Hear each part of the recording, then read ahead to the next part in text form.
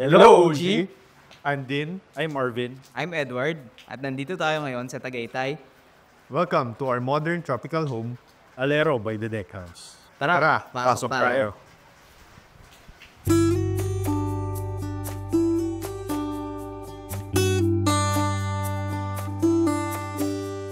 From temporary structure na tiny house, nangarap kami na magkaroon ng permanent and lifetime na property na katulad nito. So, kumbaga yung value ng property, pre-proportion lang namin, na-acquire namin. So, sa amin na yung lot.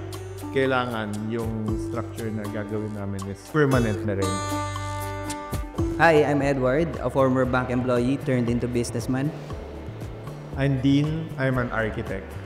I'm Marvin. I'm a contractor.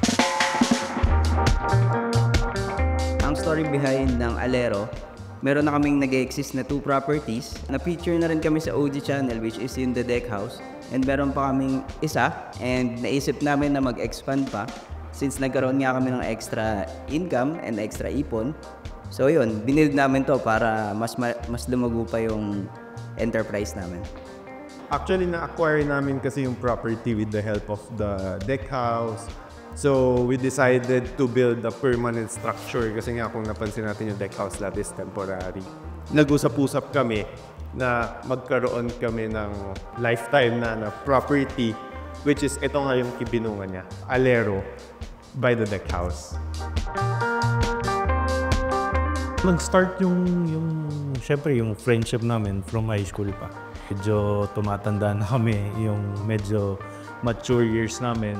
Nag-invite ako sa kanila, nag-meeting kami sa PGC. Then from there, nabuo naman yung Deck House.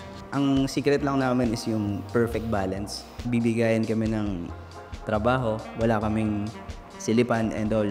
Since ako nga, galing ako sa management, si Marvin naman, isang contractor, tapos si Din saktong-sakto. Architect siya. So, pag pinag-mix mo kami, feeling ko yun yung perfect balance.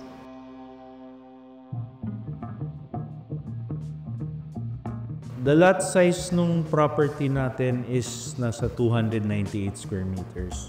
So for the floor area, excluding the pool, 370 square meters. Including the pool, nasa mga 400 square meters. So once you enter the property, we have the infinity pool here, which is 4x8 in dimensions. It is surrounded by the pool deck, which has the outdoor dining, yung lounge sitting areas natin. And then we have 2 car garage here na open before you enter the house. So from the facade, dito natin makikita kung saan namin nakuha yung pangalan na Alero. In Spanish or Filipino architectural term, yun yung overhang ng roof. And extend namin up to 4 meters. This gives protection from the heavy rains, heavy sunlight na pumapasok dito sa facade ng bahay natin.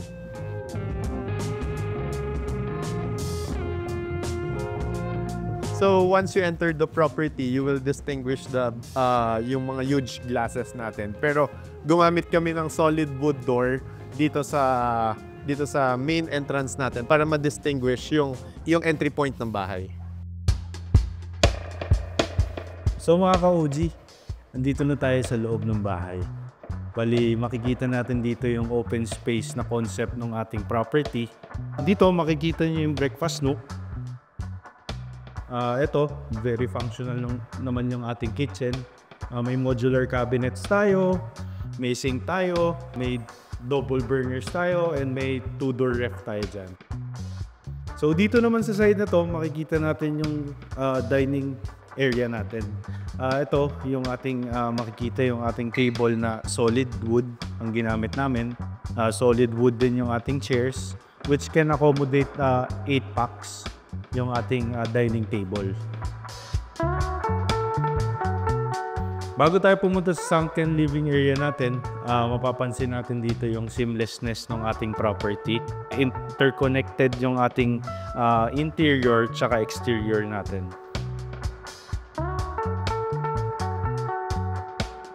Dito naman tayo sa favorite part ko ng ating house, itong sunken living area natin. Makikita nyo, meron tayong wooden steps dito. May coffee table tayo dito. Siyempre, itong pinaka-upuan natin. So, yan. Pwede tayo dito mag-chill, kaya magbubarkada or big groups, manonood ng TV, bonding tayo dito, inuman, ganyan lang. Tapos kwentuhan.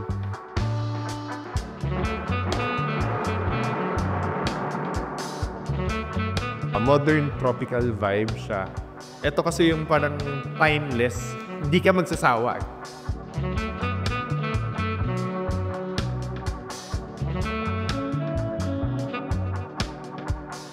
So bago tayo umakyat, makikita natin ang ating high ceiling at makikita nyo rin ang ating wabi-sabi chandelier.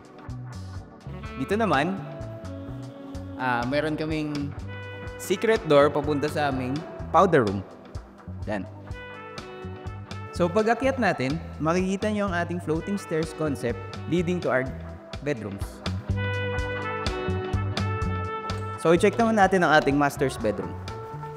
Meron tayo ditong king size bed na syempre kasya sa dalawang tao and pwede nyo rin itabi yung kids nyo kung meron man.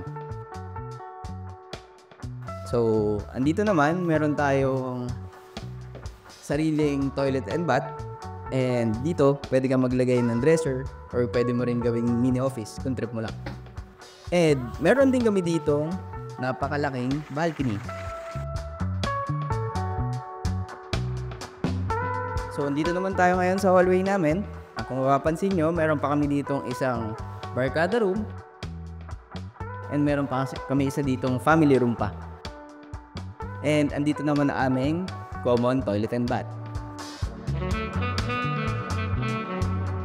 Kung mapapansin nyo, dito sa aming hallway, meron din kami nilagay ng mga jalousie glasses para pumasok ang natural air sa loob ng bahay. And meron din kami ditong nilagay na louvers for privacy purposes para hindi naman tayo masyado makita sa loob and ma-block natin yung sunlight na masyadong malakas naman. So, dual purpose siya. Paglabas mo naman ng kwarto, makikita mo on my right is yung pool area namin. And dito naman on my left, makikita mo yung kitchen and dining area. So, wala talagang makakatago sa'yo. Makikita mo lahat. Yung tungkol sa sunken, kaya siya nakasunken. It gives more ceiling space. Nagiging grand yung sala natin. And yung pagpasok mo dito sa main door natin, nakita mo yung seamlessness ng openness ng from sala, dining, and kitchen. So, nag-incorporate kami dito from the conventional way na paggagawa ng bahay, naka-hollow blocks. Nakikita natin para magmukha siyang industrial and mga cement finish natin.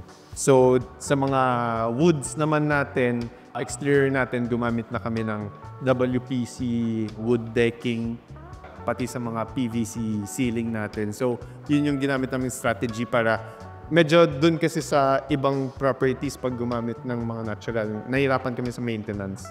Nag-incorporate kami ng mga malalaking mga salamin, bintana for the natural air and natural light ventilation. Kagaya ngayon, gumagamit tayo natural light and natural air ventilation dito.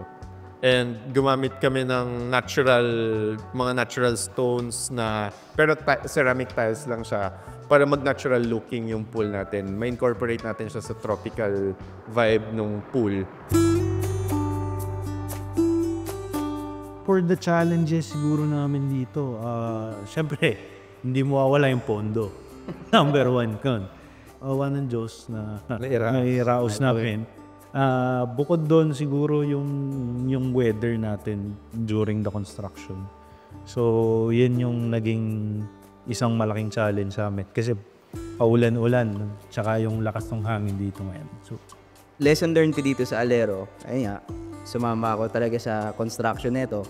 Hindi kagaya din sa deck house and gardens na hindi pa ako ganun ka-involved.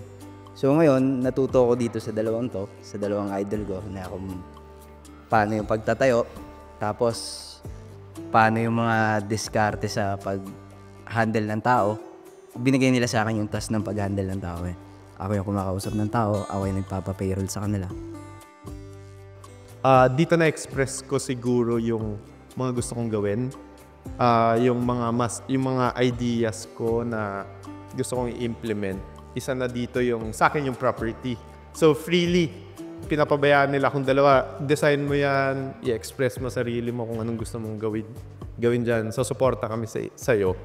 So, ang mas natutunan ko siguro, yun nga, yung dynamics namin dito sa during the construction. We're very happy na. So. Hindi ko na-expect kasi ang una lang namin goal, magkaroon lang kami ng maliit na passive income. Ayos na yun. Ako nga, hindi ko ina-expect na magre-resign ako this year sa work ko. So, hindi pa rin nagsisink in sa akin na sa amin tong property. Naramdaman ko yung effort ng bawat isa eh. Dahil nga siguro, hindi lang sa naghahabol kami ng funds para matapos siya, pero yung effort na makikita mo lumalabas yung passion at the end of this journey, may mga kasama ka. Want to share your house and get featured? Email us at stories.onlygood@gmail.com and tell us about your interesting home story. For more videos like this, subscribe to OG and be part of the community.